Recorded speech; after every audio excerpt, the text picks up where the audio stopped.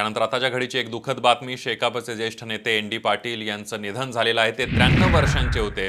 वृद्धापकाळ आणि प्रदीर्घ आजारामुळे त्यांचं निधन झालंय. कोल्हापुरातल्या एका खासगी रुग्णालयामध्ये त्यांनी अखेरचा श्वास घेतला. एन डी पाटील सरांचं जर राजकीय कार्य बघायचं झालं तर शेतकरी कामगार पक्षामध्ये त्यांनी 1948 साली प्रवेश केला. मुंबई कामगार संघटनेचे सरचिटणीस म्हणून सुद्धा त्यांनी काम केलं. मुंबई कामगारांच्या, गिरणी कामगारांच्या प्रश्नांवर सुद्धा त्यांनी अनेक वेळेला लढा उभारला. पक्षीय राजकारणामध्ये आणि खास करून सत्तेच्या गणितांमध्ये एन डी पाटील सर कधीही अडकले नाहीत. आणि याविषयीच बोलण्यासाठी श्रीराम पवार सर आहेत, सकाळचे संचालक संपादक. श्रीराम सर, सगळ्यात महत्वाचं बघितलं तर एक लढवय्या नेता आपल्यातून गेलाय अशीच भावना, कारण त्यांची आंदोलनं, त्यांनी केलेल्या आंदोलनांचं नेतृत्व बघितलं तर लढवय्या म्हणूनच एन डी पाटील सरांचं नाव इतिहासामध्ये जाईल. होय, एन डी सर लढवय्या म्हणून इतिहासात नोंदले जातील यात काही शंका नाही. पण ते कुणाच्या बाजूने लढले हे माझ्यासाठी अधिक महत्वाचं आहे. अगदी ज्याचा आवाज नाही अशा माणसांच्या बाजूनं, शोषितांच्या बाजूनं, पीडितांच्या बाजूनं एन डी सर कायम ठामपणे उभे राहिले. आणि त्यांच्या जाण्यानं म्हणजे पोकळी निर्माण झाली असं म्हणण्याची पथा आहे. पण त्याच्या पलीकडं लोक चळवळीचा एक आधारवड गेला. लोक चळवळींच्या साठीचा भीष्माचार्य त्यांचं आत्ताचं महाराष्ट्रातलं स्थान होतं. तर असा अनेक म्हणजे वीज बिलाचं आंदोलन असेल, कोल्हापूरचा टोल लढा असेल, कितीतरी लढे 1972च्या दुष्काळात त्यांनी केलेलं आंदोलन असेल, हे त्यांनी केलेल्या आंदोलनात त्यांनी कधीही माघार घेतली नाही, तडजोडी केल्या नाहीत, पडद्याआडच्या तडजोडीत ते कधीही पडले नाहीत. त्यांनी ज्या भूमिका घेतल्या त्या आयुष्यभर निभावल्या. आणि असा विचारान्वय श्रद्धा असला, माझ्या मते विचारान्वय श्रद्धा असलेला नेता म्हणून यांचं स्थान खूप मोठं आहे. लढाऊ कार्यकर्ते नेते खूप झाले, खूप आहेत, होतील. पण जो विचार त्यांनी आयुष्याच्या सुरुवातीला स्वीकारला त्या विचारासाठी ते आयुष्यभर झटत राहिले. तो डावा विचार, कष्टकऱ्यांच्या भल्याचा विचार. आणि ते अर्थशास्त्राचे प्राध्यापक होते, त्यांना त्या विषयातली गती तर होतीच, पण समाजशास्त्रातल्या सगळे बारकावे त्यांना समजत होते. समाजातली दुही, समाजातले द्वेषाचं वातावरण याविषयी सतत चिंता व्यक्त करणार असं यांचं व्यक्तिमत्व होतं. त्यांनी आमदार म्हणून, महाराष्ट्राचे सहकार मंत्री म्हणून केलेलं काम खूप मोठं आहे. सहकार खात्यातले त्यांचे निर्णय खूप महत्वाचे होते. आज अलीकडच्या काळात आपण बघतो की कुठलाही लोकप्रतिनिधी मी किती निधी आणला, किती कामं केली, या प्रकारच्या गोष्टी सतत सांगत असतो. एन डी सर कोल्हापुरातून दीर्घकाळ आमदार होते. त्यांच्या काळात अनेक कामं झाली, पण त्यांच्या भाषणात, त्यांच्या एकूणच व्यक्त होण्यामध्ये कधीही मी अमुक निधी आणला आणि अमुक कामं केली अशा प्रकारची नव्हती. कारण त्यांना याचं भान होतं की आपण आमदार आहोत, म्हणजे आपण महाराष्ट्राचं प्रतिनिधित्व करतो, महाराष्ट्रातल्या जनतेचं प्रतिनिधित्व करतो, एका विशिष्ट भागाचं नव्हे. आणि म्हणून महाराष्ट्राच्या भल्याचे निर्णय होण्यासाठी ते सातत्यानं लढत राहिले. असं एक लढाऊ व्यक्तिमत्व आज गेलेलं आहे. शिक्षणातलं त्यांचं काम दखल घेण्यासारखं किंवा कायम स्मानात ठेवण्यासारखं आहे. त्यांनी अनेक कार्यकर्ते उभे केले, शेतकरी कामगार पक्षाला प्रदीर्घ काळ नेतृत्व दिलं. आता एक मोठा माणूस आज आपल्यातून गेलेला आहे. अगदी श्रीराम सर, दुसरा एक महत्वाचा मुद्दा आपण बघितला. आता तुम्ही ज्याप्रमाणे सांगितलं की वंचितांसाठी, शोषितांसाठी लढणारे एन डी पाटील सर होते.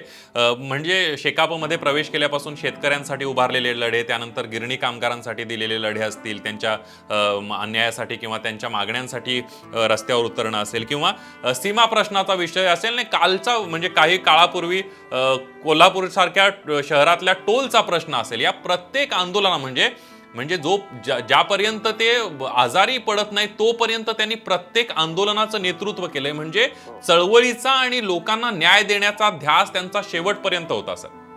बरोबर, तो त्यांचा म्हणजे त्यांची एकूण जीवननिष्ठा म्हणता येईल अशी होती. बेळगावच्या प्रश्नावर किंवा सीमा प्रश्नावर सातत्यानं त्यांनी नेतृत्व केलं. सीमा भागातलं सर्वमान्य नेतृत्व एन डी सरांचंच होतं. म्हणजे सीमा भागातल्या चळवळीत अनेक प्रवाह असतील, गट असतील, पण एन डी सर जे बोलतील त्याला सगळेजण मान देत होते. त्या अर्थानं त्यांचं नेतृत्व महत्वाचं होतं. तुम्ही उल्लेख केलेल्या सगळ्या चळवळीत ते होते, चळवळीच्या आगेभागी होते.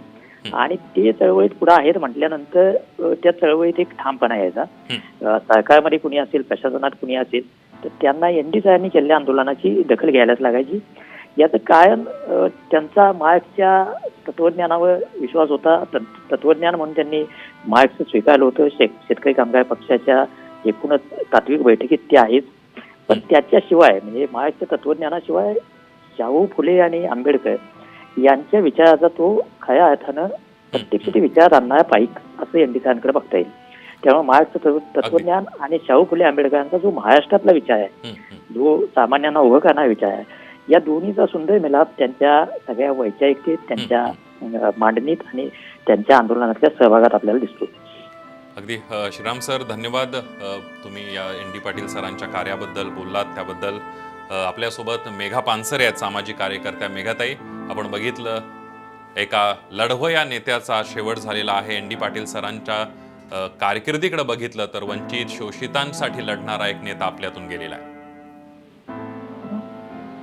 खरोखरच एक अतिशय दुःखद बातमी आहे ही. आणि गेल्या कित्येक दशकांमध्ये महाराष्ट्रामध्ये शोषितांच्या वंचितांच्या बाजूने उभा राहणारा एक खडा परखड आवाज, जो सत्तेला प्रश्न विचारू शकत होता, सत्ताधाऱ्यांना प्रश्न विचारू शकत होता, ज्यांच्या बोलण्या विचारामध्ये आणि कृतीमध्ये कोणतंही अंतर नव्हतं, अशा पद्धतीचं एक व्यक्तिमत्व म्हणून doctor N D Patil sir यांच्याकडे आपण बघत होतो. आणि मला आठवते की कोल्हापुरामध्ये तर अनेक आंदोलनं अशी झाली की ज्याच्यामध्ये कॉम्रेड गोविंद पानसरे आणि एन डी पाटील सर या दोघांनी अनेक लढ्यांचं नेतृत्व अनेक दशकं केलेलं आम्ही बघितलेलं आहे. विशेषतः आमची जी पिढी आहे कार्यकर्त्यांची, जी घडली त्यांच्या मार्गदर्शनाखाली आंदोलनात सक्रिय राहून, त्यांच्याकडून विचाराचं एक मूल्य आम्ही घेतलं. आणि मला असं वाटतं की महाराष्ट्रामध्ये हा जो पुरोगामी चेहरा आहे महाराष्ट्राचा, तो पुरोगामी राहण्यामध्ये एन डी पाटील सरांचं खूप मोठं योगदान आहे. त्यांचं व्यक्तिमत्व हे महाराष्ट्राच्या एकूण या विचाराशी जोडलेलं गेलेलं व्यक्तिमत्व आहे असं मला वाटतं. आणि त्यामुळं सरांच्या जाण्याचं खूपच दुःख या प्रसंगी होतं. अगदी मेघाताई, एखाद्या कोणत्या आंदोलनातली आठवण आहे का की एन डी पाटील सरांच्या नेतृत्वामध्ये तुम्ही आंदोलनाला गेलाय, किंवा म्हणजे तरुण कार्यकर्ते, सामाजिक कार्यकर्ते यांची भेट झाल्यानंतर एन डी पाटील सरांचं त्यांच्याशी बोलण्याचं म्हणजे विषय काय असायचे, किंवा काय त्याबद्दल काही सांगू शकाल? अनेक आंदोलनं मला आठवतात अशी कोल्हापुरामध्ये, जे अनेक हजारोंच्या संख्येने लोक त्याच्यामध्ये यायचे, विशेषतः तरुण लोक यायचे. मला आठवते की कोल्हापुरामध्ये विश्वशांती यज्ञ झाला होता आणि त्याला एक वैज्ञानिक भूमिका घेऊन, सामाजिक भूमिका घेऊन, धर्मनिरपेक्षता आणि वैज्ञानिक दृष्टिकोनाचा विचार करून विरोध करण्याचा निर्णय घेतला होता. कॉम्रेड पानसरे आणि एन डी पाटील सर हे दोघं त्याचं नेतृत्व करत होते. मला असं आठवतंय की आम्ही त्या आंदोलनामध्ये होतो. 2 मोर्चे त्या दिवशी निघाले होते आणि आम्ही ती जी कोल्हापुरातली गंगावेशीचा तिथला भाग आहे, तिथं आम्ही धरणं आंदोलन धरून बसलो होतो, ठिय्या आंदोलन धरून. आणि एन डी पाटील सर शेजारी खुर्ची टाकून बसले होते आणि एक आवाहन आम्ही केलं होतं की कोल्हापुरामध्ये अशा पद्धतीची अवैज्ञानिक घटना, जेव्हा गोरगरिबांना खायला मिळत नाहीये, अशा वेळी तूप आणि धान्य जाळलं जातंय, या सगळ्याला विरोध त्यांनी केला होता. आणि मला आठवतंय की त्याचं जे सगळं अर्थकारण होतं, त्या अर्थकारणाला आव्हान त्यांनी दिलं होतं. त्याचबरोबर मला आठवतंय टोल विरोधी आंदोलन जे आहे, त्या टोल विरोधी आंदोलनामध्ये सगळी तरुण मुलं, घरोघरीची लोक सहभागी झाली. कॉम्रेड पानसरे आणि एन डी पाटील सर यांच्या नेतृत्वाखाली हे कित्येक वर्ष हे आंदोलन चाललं आणि त्याच्यामध्ये यशस्वी करून दाखवलं त्यांनी. हे जे मॉडेल खाजगीकरणाचं सरकारने आणलं होतं, त्याला पहिल्यांदा कोल्हापुरामध्ये विरोध झाला आणि ते यशस्वी केलं करण्यामध्ये एन डी पाटील सर होते, मला आठवतंय. आणि त्यामुळे अनेक त्यांच्या आठवणी आहेत. मला आठवते की कॉम्रेड अविनाश पानसरेचं निधन झालं, त्यावेळी ते कॉम्रेड पानसरेंच्या बरोबर उभे राहिले, त्यांचा एक जवळचा सोबती म्हणून उभे राहिलेले मला आठवतंय. कॉम्रेड पानसरेंचा जेव्हा खून झाला तेव्हा कोल्हापुरामध्ये अत्यंत संतप्त अशा भावना होत्या. त्यावेळी मोर्चाला परवानगी दिली नव्हती. अशा वेळी एन डी पाटील सरांनी त्याची जबाबदारी घेतली आणि तेव्हाचे जे एसपी होते इथले, मला आठवते डॉक्टर मनोज कुमार शर्मा, यांच्या बरोबर त्यांनी त्यावेळी त्याची जबाबदारी घेऊन पूर्ण एक संयत अशा पद्धतीचं एक अभिव्यक्ती या खुनाच्या विरोधामध्ये, या विवेकवाद्यांच्या खुनाच्या विरोधामध्ये त्यांनी घेतली आणि ते सतत बोलत राहिले. अगदी मेघाताई, धन्यवाद. तुम्ही साम टीव्हीशी बोललात आणि तुमच्या सगळ्या एन डी पाटील सरांसोबतच्या आंदोलनातल्या सगळ्या ज्या आठवणी आहेत त्या साम टीव्हीशी शेअर केल्यात. त्याबद्दल आपण बघितलं की महाराष्ट्राचे लाडके एनडी सर गेलेले आहेत. अनेक आंदोलनांमध्ये त्यांनी सहभाग घेतला, अनेक आंदोलनांच्या अग्रस्थानी ते होते, अनेक आंदोलनांचं त्यांनी नेतृत्व केलेलं आहे. मग गिरणी कामगारांसाठीची आंदोलनं असतील, शेतकऱ्यांसाठीची आंदोलनं असतील, संयुक्त महाराष्ट्राचा लढा असेल, त्याबरोबरच कोल्हापूरमधला टोलचा प्रश्न असेल, ही आपण काही प्राथमिक स्वरूपातली आंदोलनं त्यांची बघतोय. नाहीतर प्रत्येक सरकार कोणतंही असो, एनडी सर त्या सरकारला जाब विचारणार, गोरगरीब, वंचित, शोषित, कामगार, शेतकरी यांचा आवाज म्हणून एनडी पाटील सरांच्याकडे बघितलं जात होतं. 1948ला शेतकरी कामगार पक्षात त्यांनी प्रवेश केला. त्यानंतर त्यांनी शेतकऱ्यांसाठी अनेक लढे उभारले. मुंबई गिरणी कामगार संघटनेचं सरचिटणीस पद सुद्धा त्यांनी सांभाळलेलं आहे. मुंबई कामगारांसाठी, मुंबईच्या गिरणी कामगारांसाठी सुद्धा त्यांनी अनेक आंदोलनं पुकारली होती.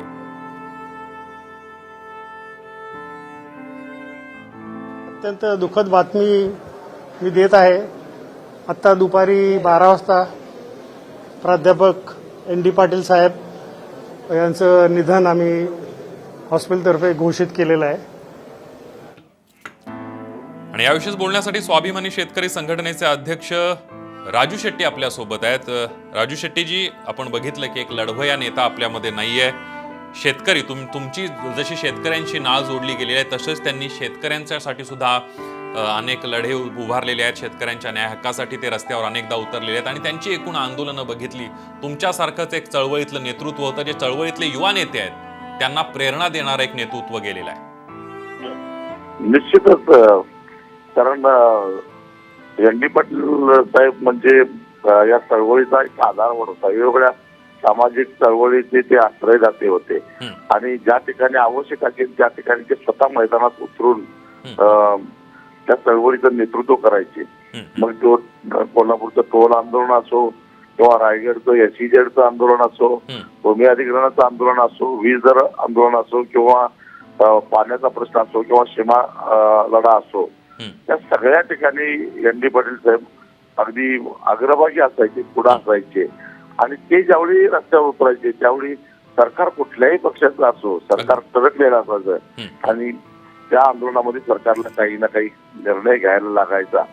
अशा प्रकारची ख्याती होती. कारण यशस्वी आंदोलन कसं करावं त्याचं एक सूत्र त्यांच्याकडं होतं. स्वतःच्या मुद्द्याशी ठाम राहून ते सर्वसामान्यांना न्याय मिळवून द्यायचे. एक महाराष्ट्रातल्या चळवळीतल्या कार्यकर्त्यांचं एक भीष्माचार्य म्हणूनच ते काम करत होते आणि त्यांच्याकडे गेलं की प्रश्न मिटणार असा विश्वास कार्यकर्त्यांनाही असायचा. काही वेळा कार्यकर्ते जर का चुकीच्या भूमिका घेत असतील किंवा चुकीचं आंदोलन करत असतील तर त्यांना खडे बोल सुनावायला सुद्धा एन.डी. पाटील साहेब कधी कमी पडत नव्हते, अशी त्यांची ख्याती होती. अगदी राजू शेट्टीजी, सगळ्यात महत्वाचं आपण बघितलं की चळवळीमध्ये काम करत असताना किंवा एकंदरीत बऱ्याच वेळेला असं होतं की काही नेते असतात हे मतांचा किंवा वोट बँकेचा विचार करत असतात, पण एन.डी. पाटील सरांनी कधीही वोट बँकेचा विचार केला नाही, निवडून येण्याचा विचार केला नाही. ते फक्त गोरगरिबांसाठी रस्त्यावर उतरणं, चळवळींचा भाग होणं, चळवळींचं नेतृत्व करणं, त्यांनी कोणत्याही अशा पदांच्या किंवा कोणत्याही मतांच्या अपेक्षेनं कधीच आंदोलनाचं नेतृत्व केलं नाही, असं सुद्धा त्यांच्याबद्दल बोललं जात आहे. नाही, कधीच नाही त्यांनी केलं. उलट अनेक वेळा सर्वपक्षीय आंदोलनाचं नेतृत्व त्यांनी केलं. म्हणजे त्या आंदोलनामध्ये सर्व पक्षाचे लोक असायचे, केवळ एका पक्षाचेच नव्हे तर सगळ्याच पक्षाचे असायचे, तरी सुद्धा ते आंदोलनाचं नेतृत्व करायचं. आणि आंदोलन कोण करतंय त्यापेक्षा आंदोलन कोणासाठी उभा केलं जातंय आणि त्यातून सामान्य माणसाला न्याय मिळणार आहे का हे महत्वाचं असायचं. आणि त्यांना जर काही एखादी गोष्ट पटली, त्यांना वाटलं की सरकार चुकीचा निर्णय, बहुतेक आंदोलन ही सरकारच्या विरोधातच असायची, तर सरकार चुकीची भूमिका घेत आहे असं वाटलं तर मग स्वपक्षीय म्हणजे शेतकरी कामगार पक्षांना पाठिंबा दिलेलं सरकार असलं तरी सुद्धा ते आंदोलनात उतरायला मागे पुढे पाहत नव्हते, अशी त्यांची ख्याती होती. अगदी राजू शेट्टीजी, धन्यवाद. तुम्ही साम टीव्हीशी बोललात त्याबद्दल. आपल्यासोबत गृहराज्यमंत्री सतेज पाटील आहेत. सतेज पाटीलजी, आपण बघितलं की एन.डी. पाटील सरांना तुम्ही अनेक काळांपासून त्यांचा संघर्ष, त्यांचा लढा बघितलेला आहे. सगळ्या महाराष्ट्रानं टोल आंदोलनामध्ये सर्वपक्षीय लढा उभारला आणि त्यामध्ये एन.डी. पाटील सरांनी केलेलं नेतृत्व, तुम्ही त्यांना दिलेली साथ, हे सगळ्या महाराष्ट्रानं बघितलंय. आज ते आपल्यात नाहीये.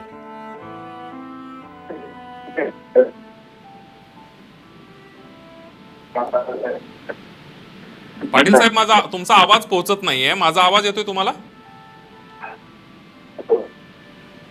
काही तांत्रिक कारणांमुळे सतेज पाटील जे गृहराज्यमंत्री आहेत त्यांचा आवाज आपल्यापर्यंत पोहोचत नाहीये. त्यांच्याकडून आपण प्रतिक्रिया जाणून घेण्याचा प्रयत्न करणार आहोत. एन.डी. पाटील सरांनी सहकार मंत्री म्हणून महाराष्ट्र राज्याचे सुद्धा काम बघितलं. 1978 ते 1980 या काळामध्ये ते महाराष्ट्राचे सहकार मंत्री होते. 18 वर्ष त्यांनी महाराष्ट्र विधान परिषदेचं सदस्य म्हणून सुद्धा काम बघितलेलं आहे. शेकापचे सरचिटणीस म्हणून सुद्धा त्यांनी काम बघितलं. अनेक पुरस्कारांनी एन.डी. पाटील सरांचा सन्मान सुद्धा केलेला आहे. एन.डी. पाटील सर आपल्यामधून गेल्यानंतर खासदार संभाजीराजे यांनी प्रतिक्रिया दिली आहे. काय म्हणालेत संभाजीराजे बघूया. मोठ्या व्यक्तिमत्व होतं. त्यांनी काही मागं पुढं न बघता समाज हित हे एवढंच ध्येय ठेवून त्यांनी आपलं आयुष्यभर कार्य केलेलं आहे. एन.डी. पाटील कैलासाचे एन.डी. पाटील साहेबांसारखे अनेक योद्धे तयार व्हावेत हीच या प्रसंगी मी बोलू शकतो. शेकापचे ज्येष्ठ नेते एन.डी. पाटील सर आज आपल्यामध्ये नाही आहेत. मात्र काही वर्षांपूर्वी साम टीव्हीशी बोलताना त्यांनी शेतीतील समस्या कशा समजावून सांगितल्या होत्या. बघूया. महाराष्ट्र हे पुरोगामी राज्य आहे. त्यामध्ये शेती क्षेत्राचं कॉन्ट्रीब्युशन किती आहे याची चौकशी करायची फारशी कोणाला गरज वाटत नाही. आणि मग अशा परिस्थितीमध्ये आत्ता या महाराष्ट्र राज्यामध्ये सुद्धा शेती क्षेत्राची अशी अवनती झाली. म्हणजे काय झालं आहे, एक तर त्यातली 80% शेती ही शेतकरी हे आज 1 हेक्टरपेक्षा कमी जमिनीचे धारणा आहे त्यांच्याकडे, कमी जमिनीचे मालक आहेत. आणि त्यातला एक वर्ग तर शेतमजुरांचाच आहे. काही शेतमजूर हे शेतमजुरीचा काही भाग आणि त्यांचं एखादं अर्ध्या एकराचं शेत असेल त्यामध्ये येणारं तोकडं उत्पन्न यामध्ये ते आपली गुजराण करतात. तेव्हा एकूणच अशी अवस्था आहे आत्ता या देशामध्ये की शेती क्षेत्रामध्ये सरकार फारशी गुंतवणूक करीत नाही. आपण बघितलं की ज्येष्ठ शेकाप नेते एन.डी. पाटील यांनी काही वर्षांपूर्वी सामला दिलेल्या मुलाखतीमध्ये मराठा आरक्षणाचा मुद्दा सुद्धा समजावून सांगितला होता. बघूया. ह्या घोषणा कुठे नेणार आहेत? या घोषणांनी या मोर्चाचा कोणता उद्देश अधिक टोकदार होणार आहे असं मला या बाबतीमध्ये थोडंसं हे आज आपण बघितलं एन.डी. पाटील सर हे आपल्यामध्ये नाही आहेत आणि त्यांच्या निधनानंतर अनेक प्रतिक्रिया येत आहेत कोल्हापूरमधनं. बघूया. बाबुराव कदम शेतकरी कामगार पक्षाचा कोल्हापूर शहर चिटणीस, डॉक्टर एन.डी. पाटील यांचा माझा अगदी पूर्वीपासून म्हणजे जवळजवळ 50-60 वर्षापासूनचा संबंध आहे. राजकीय आणि सामाजिक चळवळीत काम कर. ग्रामविकास मंत्री हसन मुश्रीफ आपल्यासोबत आहेत. हसन मुश्रीफजी, आपण बघितलं की एन.डी. पाटील सर आता आपल्यामध्ये नाही आहेत. एक लढवय्या नेता आपल्यामध्ये नाही आहे आणि सगळ्यात महत्त्वाचं म्हणजे त्यांची आंदोलनं तर आपण जवळनं बघितली आहेत. काही आंदोलनांमध्ये सर्वपक्षीय आंदोलनांचं नेतृत्व केलंय. काही काळापूर्वीचं टोल विरोधी आंदोलन तुम्ही होता, त्या आंदोलनामध्ये सतेज पाटील होते. सर्वपक्षीय आंदोलनाचं नेतृत्व त्यांनी केलं. सीमा भागातल्या आंदोलनांमध्ये एन.डी. पाटील सरांना तुम्ही जवळनं बघितलेलं आहे. काय सांगाल सर, ते आज आपल्यामध्ये नाही आहेत? अनेक वर्ष त्यांनी उभी हयात आपल्या पुरोगामी विचारासाठी खर्च घातली. कामगारांच्यासाठी, शेतकऱ्यांच्यासाठी, सातत्य दीनदलित श्रमिकांच्यासाठी त्यांनी आपली उभी हयात संघर्षमय जीवनामध्ये घालवली. त्यांनी कधी सत्तेची पर्वा केली. शेका पक्षाची आयुष्यभर त्या पक्षामध्ये राहिले. सत्तेसाठी कधी त्यांनी तडजोड केली नाही. तत्वाशी कधी तडजोड केली नाही. पुरोगामी विचार कधी त्यांनी सोडला नाही. आणि सीमा प्रश्न असेल किंवा अनेक या प्रश्नात ज्याचा टोल विरोधी असेल ह्याच्यामध्ये ते हिरवीनं आजही भाग घेत होते. 90 वर्ष सुद्धा ते रस्त्यावर उतरलेले होते. अशा एका महान नेत्याचा आज निधन झालं. मी भावपूर्ण अर्पण करतो. अगदी मुश्रीफ साहेब, असं एक म्हटलं जातंय की एन.डी. पाटील सर आंदोलन कोण करतंय याच्यापेक्षा आंदोलन कुणासाठी होतंय हे बघून त्या आंदोलनामध्ये सहभागी व्हायचे असं सुद्धा म्हटलं जात आहे. ते कुठल्याही गोरगरिबांच्यासाठी, शेतकऱ्यांच्यासाठी, कष्टकऱ्यांसाठी अन्याय झाला की ते हमखास आणि आयुष्य त्यांनी अशा पद्धतीने आपलं घेतलं, समर्पित केलं. त्याच्या अगदी मुश्रीफ साहेब, धन्यवाद. तुम्ही साम टीव्हीशी बोललात त्याबद्दल. आपण बघितलं हसन मुश्रीफ ग्रामविकास मंत्री आपल्या सोबत होते आणि त्यांनी ND पाटील सरांना श्रद्धांजली वाहिलेली आहे. एक लढवय्या नेतृत्व गेलेलं आहे अशीच भावना सगळीकडून व्यक्त होते.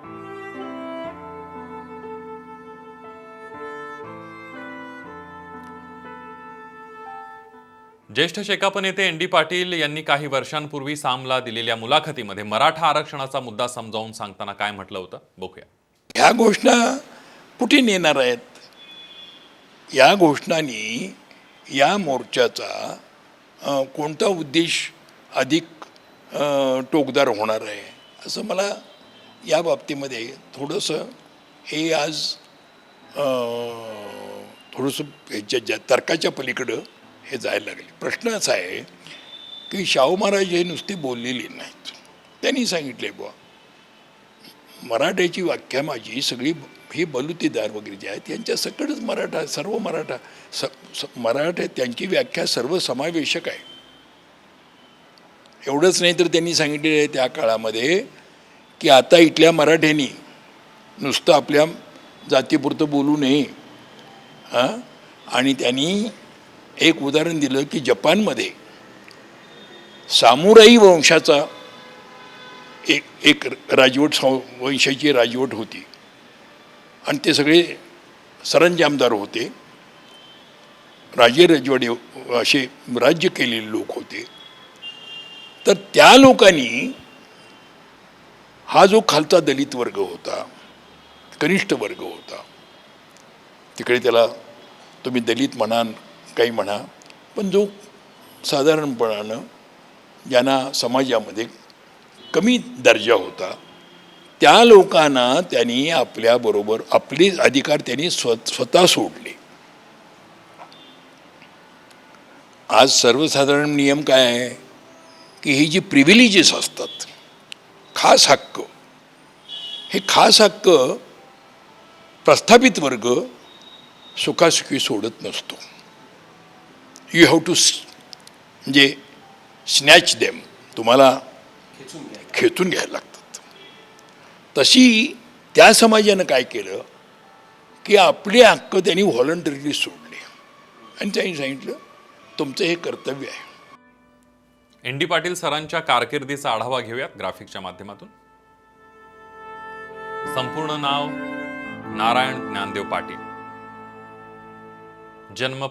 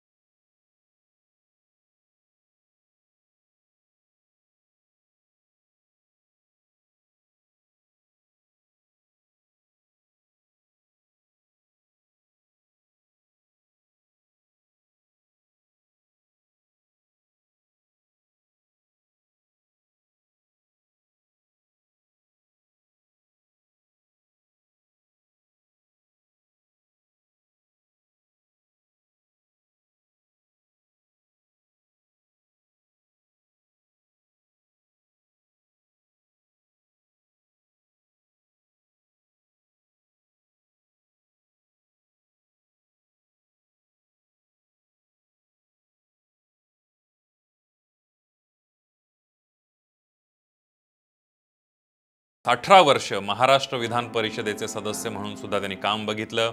त्यानंतर शेकापचे सरचिटणीस म्हणून सुद्धा त्यांनी पद भूषवलेलं आहे. 1978 ते 1980 या काळामध्ये त्यांनी महाराष्ट्राचं सहकार मंत्री म्हणून सुद्धा काम बघितलंय. तर 1985 ते 90 या काळामध्ये महाराष्ट्र विधानसभा सदस्य कोल्हापूर मतदारसंघाचं सुद्धा त्यांनी प्रतिनिधित्व केलंय. 1999 ते 2000 या काळामध्ये निमंत्रक लोकशाही आघाडी सरकार महाराष्ट्र राज्य सीमा प्रश्नी समितीचे सदस्य आणि सीमा चळवळीचे प्रमुख म्हणून सुद्धा त्यांनी काम बघितलंय. शिक्षण क्षेत्र असेल किंवा कामगारांसाठी, शेतकऱ्यांसाठी, वंचित, गोरगरीब, शोषितांसाठी नेहमीच लढा उभारलेले एन.डी. पाटील सर आज आपल्यामध्ये नाही आहेत. एक लढवय्या नेता आपल्यामध्ये नाही आहे. वयाच्या 93व्या वर्षी वृद्धापकाळानं त्यांचं निधन झालंय. महाराष्ट्र पोरका झाल्याची भावना त्यांच्यामध्ये. रयत शिक्षण संस्थेचे मॅनेजिंग काउन्सिल सदस्य म्हणून सुद्धा त्यांनी काम बघितलं. समाजवादी प्रबोधिनी इचलकरंजीचे उपाध्यक्ष सुद्धा ते होते. अंधश्रद्धा निर्मूलन समितीचे महाराष्ट्र अध्यक्ष म्हणून सुद्धा एन.डी. पाटील सरांनी काम केलेलं आहे. डॉक्टर बाबासाहेब आंबेडकर अकादमी साताऱ्याचे अध्यक्ष म्हणून सुद्धा ते काम केलेलं आहे. त्यांनी जागतिकीकरण विरोधी कृती समिती मुख्य निमंत्रक म्हणून सुद्धा त्यांनी काम बघितलंय. महात्मा फुले शिक्षण संस्था इस्लामपूरचे अध्यक्ष होते.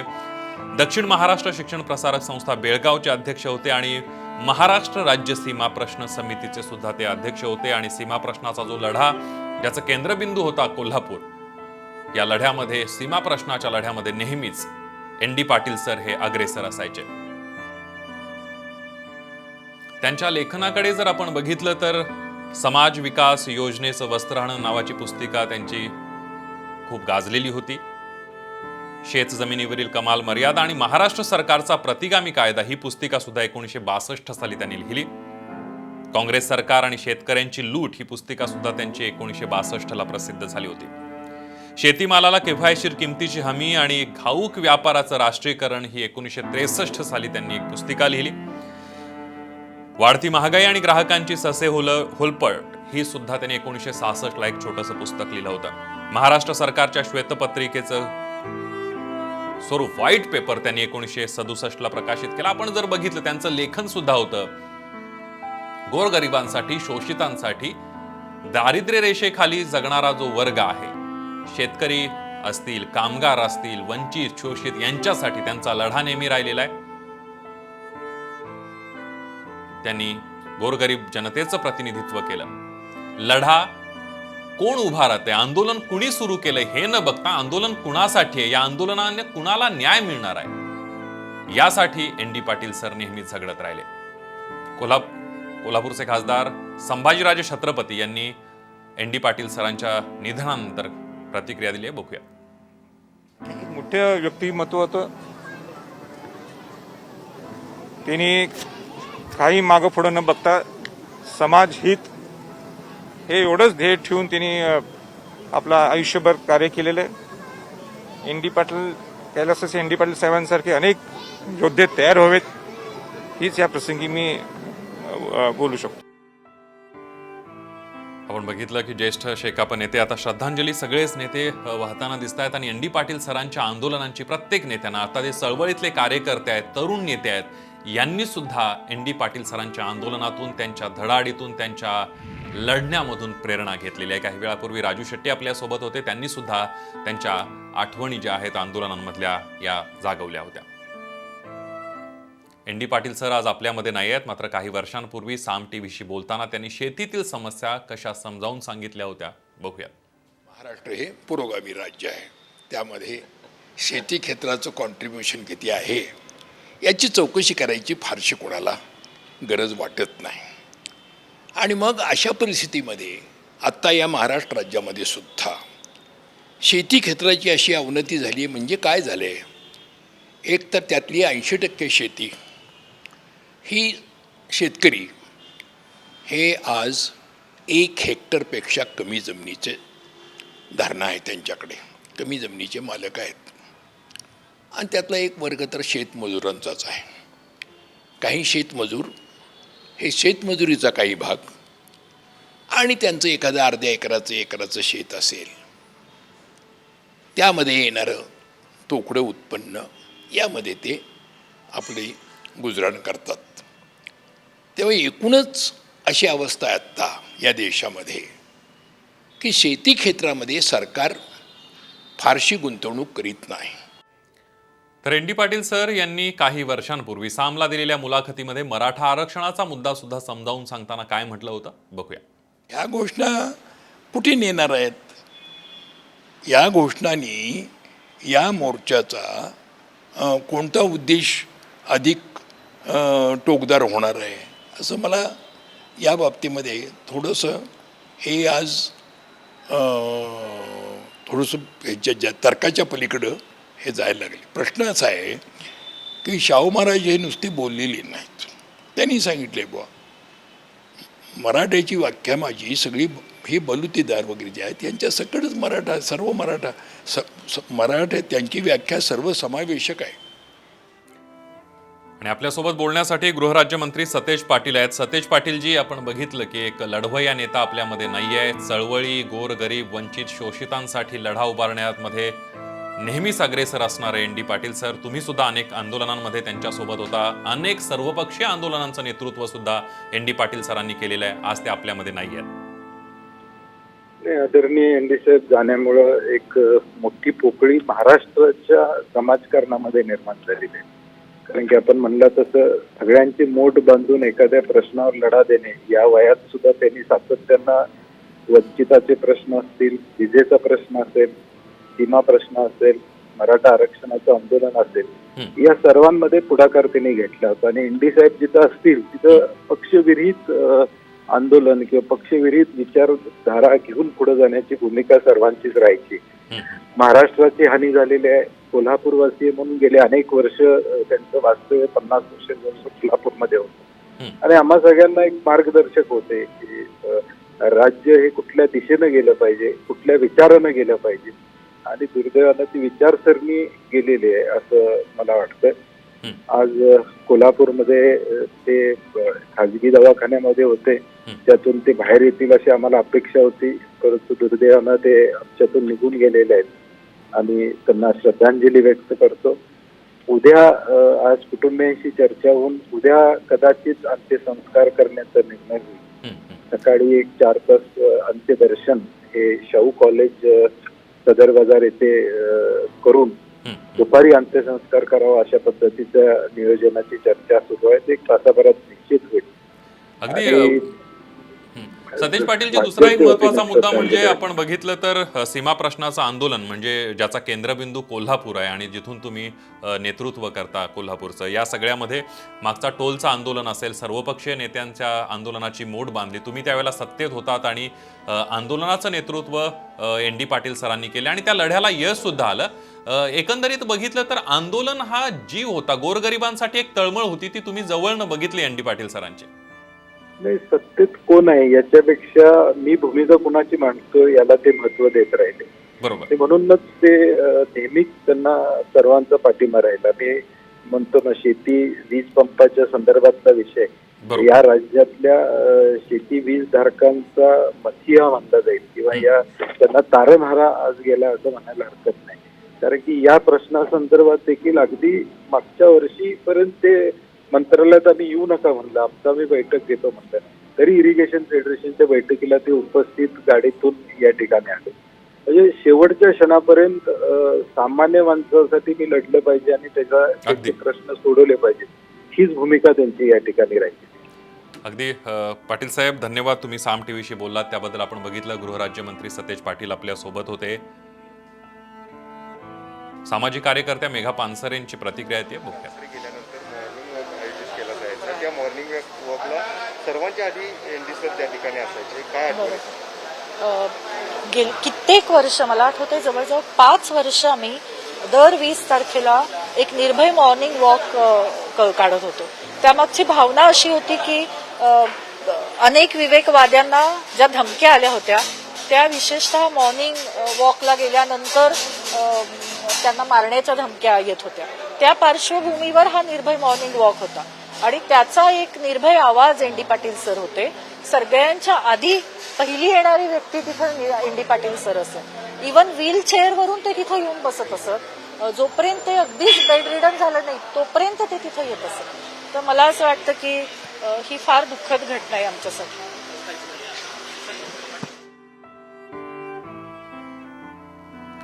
आपण बघितलं सगळ्यांसाठीच, म्हणजे राजकीय नेते असतील, चळवळीतले कार्यकर्ते असतील, सामाजिक कार्यकर्ते असतील, या सगळ्यांसाठी एक दुःखद क्षण असाच म्हणावा लागेल. आपण बघितलं शेतकरी, वंचित, शोषित, कामगार यांच्यासाठी नेहमीच लढ्यामध्ये अग्रेसर असणारे एन डी पाटील सर आज आपल्यामध्ये नाही आहेत.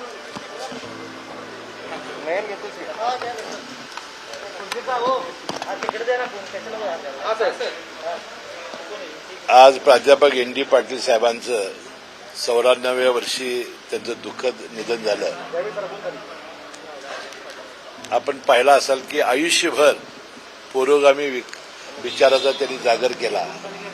आयुष्यभर शेतकरी, कष्टकरी, दीन दलित, श्रमिकांच्यासाठी त्यांनी संघर्ष केला आणि आपल्या आयुष्याच्या शेवटपर्यंत आपण पाहिला असाल 90व्या वर्षी 91व्या वर्षी सुद्धा शेतकऱ्यांच्या विविध प्रश्नावर ते रस्त्यावर उतरले. रस्ता रोको सारख्या लोकांच्या सगळ्या आंदोलनामध्ये त्यांनी सहभाग घेतला. सीमा प्रश्न असेल, आपल्या टोल माफीचा प्रश्न असेल, यात हिरिरीनं भाग घ्यायचा आणि लोकांना फार मोठा आधार द्यायचं काम ते करायचे. त्यांचं वक्तृत्व इतकं प्रखट होतं. अनेक वेळेला आम्ही लहान विद्यार्थी जसे असताना सुद्धा त्यांची आम्ही भाषणं ऐकायला जायचो लोकसभेला, विधानसभेला. इतका अभ्यासू, इतका प्रगाढ. आणि आता बघितलं असेल राजकारण कसं चाललेलं आहे. इकडे तिकडे पुढ्या मध्ये ते त्यासाठी कधी बदल केली नाही, सत्तेसाठी कधी त्यांनी लाचारी पत्करली नाही. आणि जो सत्तेवर माणूस आहे जर तो लोकांचं ऐकत नसेल तर कोणी आपल्या जवळचा असो, मित्र असो, नातेवाईक असो, यांच्याशी संघर्ष करण्याचं काम त्यांनी आपलं आयुष्यभर केलं. अशा एका महान पुरोगामी विचाराचा आज निधन झालेलं आहे. मी त्यांना भावपूर्ण श्रद्धांजली अर्पण करतो. मला वाटते उद्या त्यांचा अंत्यविधी होण्याची चर्चा सुरू आहे, उद्या होईल. आणि मला वाटते शासकीय इतमानानं आम्ही त्यांचा अंत्यविधी करणार आहोत.